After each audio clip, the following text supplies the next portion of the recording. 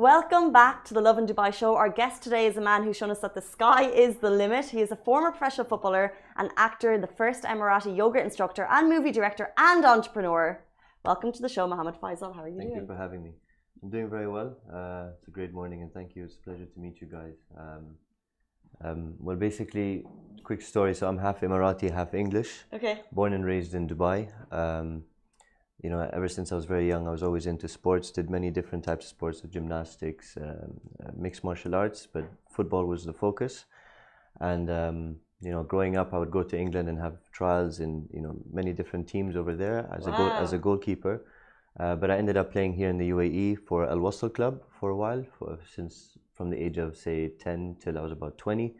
I decided to focus on business at that point of my life. So I opened up my first business, which was a gym. It was called the Burn Room, actually, and it was a pretty cool concept. So we tried to clear vanity from fitness. We had no machines in the gym, number one, and it was functional training. So it was focused on functional type of training, not the bodybuilding type. And we wanted to, so we would say, like, we have no machines, we build people to become machines. And then in the changing room itself, we had no mirrors anywhere in the gym. And even in the changing room, when you wash your hands, it's a square and you could only see your head. So basically, it's all about the intention to set, before you go to any practice, it's, you need to be fit, strong and healthy. And then the rest, the vanity side of things will come in later on. So it's so interesting because you obviously went from being a keen athlete for 10 years to still wanting to pursue it, but taking the vanity away. Do you think your time playing football led to that decision? To be honest with you, because I noticed, it would even happen, we all have that in us, so it even happened to myself sometimes. If I would go to the gym or train, I'd always have that kind of a focus to say, okay, say for example, you want a six-pack, you wanted this, a bigger bicep, but do you realize that's not the right approach? It's all about basically setting your priorities straight. Mm-hmm. So then after that, actually growing up, because we go back to the acting as well. So my brother is Ali Mustafa, the movie director over here, and he had a dream to become a film director. So he started off shooting his toys, and then he moved on to his brothers, which was myself and my other brother Amar. So that's how I actually started to learn how to act. His toys. He used to make movies with his toys, okay. And then he shifted to, myself and my brother. Yeah. And that's how we learned, how to act, and that's how I did my first film, actually. So it's amazing, and we're going to talk about The Ambush in a little bit, yes. Because obviously that's a true story which has just been filmed here about Emirati soldiers that you played a part in. Yes. But there's so much to cover with you because you're a man of many hats and many talents. Thank you. And first, let's go to football first, sure. Right? We have some football fans here, yeah. And you have obviously probably lived the kind of dream career that some people would like to start in football. But now you've obviously jumped into business. What was it like, playing professional here in the UAE? What's that football like for a teenager? What's that scene like for a teenager? Definitely. It's all about, everybody has different types of passions, and at that time of my life, football was definitely it. And you're living a dream basically, because you're doing what you love every single day. And what the beauty about football as well, or any sport in general, it's something good for you, So it was beneficial for myself in all aspects. And I enjoyed the fact that I had that experience to even have opportunities to train in England as well. I had Which trials. clubs did you train with? So I had trials with two trials with Fulham, Crystal Palace, Wickham, and then Barnet, Brentford, few teams. But in England, they're quite strict with height on goalkeepers, so it was a different story for me. So I'd have the trial and then come back, just take that experience and use it here in Dubai. What height do you need to be? So I'm about 5'9", 9.5, and they would need at least like say 6'3", 6'4". Still, to this day? Yeah. They're very strict, especially because I'm a goalkeeper. So, so yeah, that was a football career, and then I actually stopped for a while and focused on business. Moved to London, and also moved to London to finish my university. I also worked in London. I worked for a Scandinavian family office doing like private equity, VC investments in technology businesses, and that's where my current business started, called Versatile Synergy. So we do digital transformation, marketing, and consulting, and that's how that all started. But yeah, when I was in England, I had also another opportunity to shoot another movie. So we have a current film on Netflix. Oh, cool. With the same production company called Imagination, the ones that's done El Kamin. Imagination do amazing work. They're Abu Dhabi based, right? Yes. Really, really cool. So I have one film currently on Netflix. It's called The Worthy, and then this one, of course, was an unbelievable experience shooting it. Let's tell people a little bit about The Ambush. First Yeah. of all, the storyline, and tell us how you got involved. So how I got involved is, again, my brother came to me and he's like, look, there's a big film coming up and you should audition. So I said, why not? I did the audition and thankfully I got the part. And before shooting the film, Just in terms of auditioning, so when did you jump into acting? Because there's football, there's but that's the thing. It's like consultancy, private equity, and then it's on and off. So it's like so basically it was football. Then I stopped. I had the gym. Studied in London. While I was in London, I was working in the private equity VC investment family office. Then at the same time, I had an opportunity to shoot another movie. So I had that break in time. So I shot that film. Decided to come back to Dubai from London and set up my own company, which is this investment firm. And then while I was here, the audition came and I said, why not give it a go again? And thankfully, I've actually just signed with an agency in London. So maybe there's going to be more film opportunity coming up as well, which is very exciting. And yeah, the yoga point, I think we'll discuss it in a bit. But so yeah, I had that. I came back, we shot the Worthy. And then for the Ambush, I was told, to do an audition. So we did the audition, sent it, got the part, and it honestly, I was actually with the guys yesterday, so we had like an activation for marketing for the business. It's being released like as we speak across the UAE. It's in all cinemas in the region. It's the first kind of movie of this scale that they've done here of a true story of Emirati soldiers. Yeah, it's based on a true story on the conflict with UAE and Yemen. It's called The Ambush, so you can imagine there's an ambush that happens in the story, but it's based on a true story. And actually, before shooting the movie, the director is actually from Taken, if you know Pierre Morel, and love the movie. Yeah, he's actually an amazing guy to work with, and the whole team was an unbelievable experience. But what I really appreciated of Pierre that he would, before we even shot the film, he got all of us, all the cast, to do military service together, to create that brotherhood, that bond. And actually feel what it feels like to be, in the actual military. And then even a more beautiful experience that I had was when we were in, the military base camp. The actual soldiers in the ambush that actually happened in real life would visit us and tell us the stories of, say for example, before we start the next day, they would come and we'd sit around in a circle on the floor. And then they will come and just explain the stories, and you can really hear the crack in their voice. I mean, obviously it was a crazy experience for them, and thank God for all of them being safe and healthy, and God rest their souls for all of the martyrs as well. But that really made us connect with the film much more, to be able to experience really meeting those guys, and they were on set working with us every day. So it was nice to be around them, Yeah, very inspiring people. It is, and it's an amazing story to share, because I think, like we're saying, it's the first kind of movie on this magnitude that they've made. So think of kind of the war epics that have come out of the United States. This is on that scale, but here, and it's an Emirati story, which I think is really, really special. So it's incredible that they've done it. I highly recommend everyone to watch it, to be honest. It's very, very, especially it being a true story as well, and there's a very deeper meaning to it, and it's very well filmed. And I was very proud of all the actors as well. I mean, they're all great friends of mine, but their performances also for me, I was really inspired, and I was even surprised. I was like, wow, they've really done a great job, and yeah, it's definitely a film to be very proud of. How long does the whole movie take in terms of, let's say, your role? How long were you on set for, and where was the set? So I was in. So it took us about, for my role, about 3 months. But then we were shooting around COVID time, so there was a bit of a tricky. Yeah, it was a bit tricky for shooting it. But anyway, long story short, everything went well. We shot it, and it's out in the cinemas now. So you guys should, before it comes off, definitely go check it out. It's called The Ambush. It's definitely one that we need to be seeing.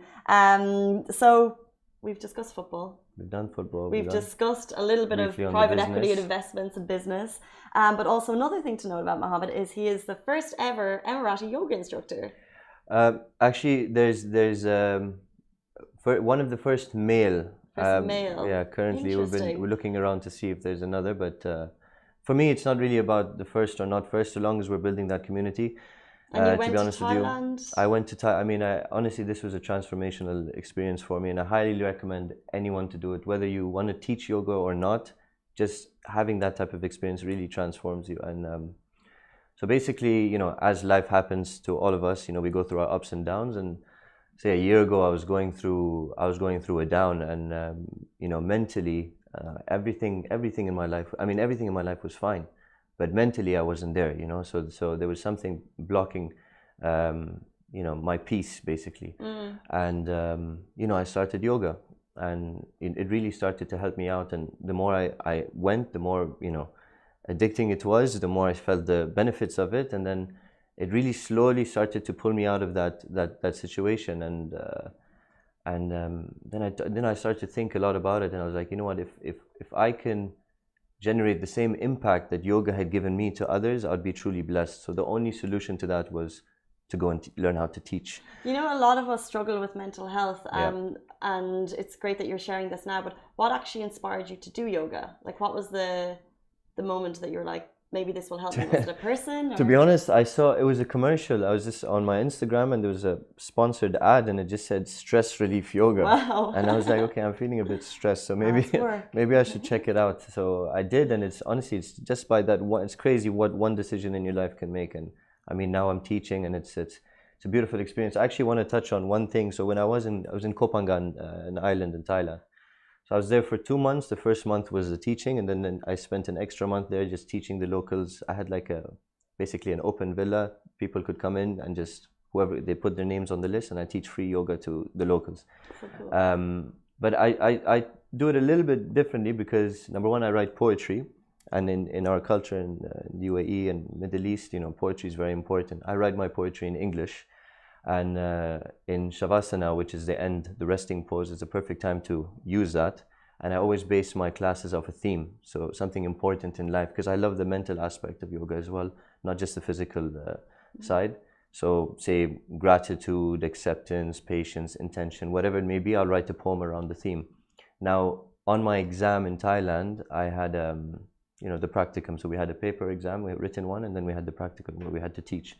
So I based my theme off tolerance. Obviously, being from the UAE, we had 2018 as the year of tolerance. And yoga, by definition, actually means unity. Mm-hmm. So it really aligned very well. So I decided, you know what, I'm going to use this theme. And when I started the class, I told everyone, I'm like, look, guys, we're going to connect, physically, emotionally, but I want to connect with you guys spiritually. And I said, before we start this class, I'd like you to dedicate a few minutes. Whatever your religion is, you believe in a faith, you don't believe in a faith, you're Christian, Jew, Muslim, Hindu, whatever it may be, I want you to dedicate this few minutes to whatever puts your mind at peace. And I said, my name is Mohammed and I'm a Muslim. And then I pointed at my other yoga mat, which was at the corner facing towards Mecca. And I had my, I think they call it like a sarong basically, because when you pray, I had shorts above my knee, and you have to wear something below it, exactly. So then I walked off, did my prayer, and then and this was one of the most beautiful things, everyone was praying at the same time, but in the same room, setting their intention for the practice, but praying all together from different beliefs, different cultures, different. And so when I finished my prayer, I went back to the middle of the mat, and I opened my eyes, and I just see everyone, at peace in their own way. So I slowly woke them up, and then, we started the practice, and it was you really felt that energy and vibe, and that's what yoga is, it's unity, and that's what we, here advocate, and as humans anyway, oneness of humanity is very important. Mm-hmm. And then at the end of the class, I read a poem on tolerance. So it's also an experience, it's not just like a lot of people think yoga's stretching or a workout session, but well, it depends on what the instructor provides them, right? So you're obviously providing a greater experience. Yeah, I think it's very important, the mental aspect, to connect in that way as well. So this is kind of an incredible part in terms of finding peace yourself and sharing peace with others. You have a very interesting career path, and obviously you've mentioned already, but your digital transformation company, Versatile Synergy, is there as well. Where is the passion? What actually gets you excited when you wake up in the morning? What gets you out of bed because you're like, that's what I'm looking forward to doing today?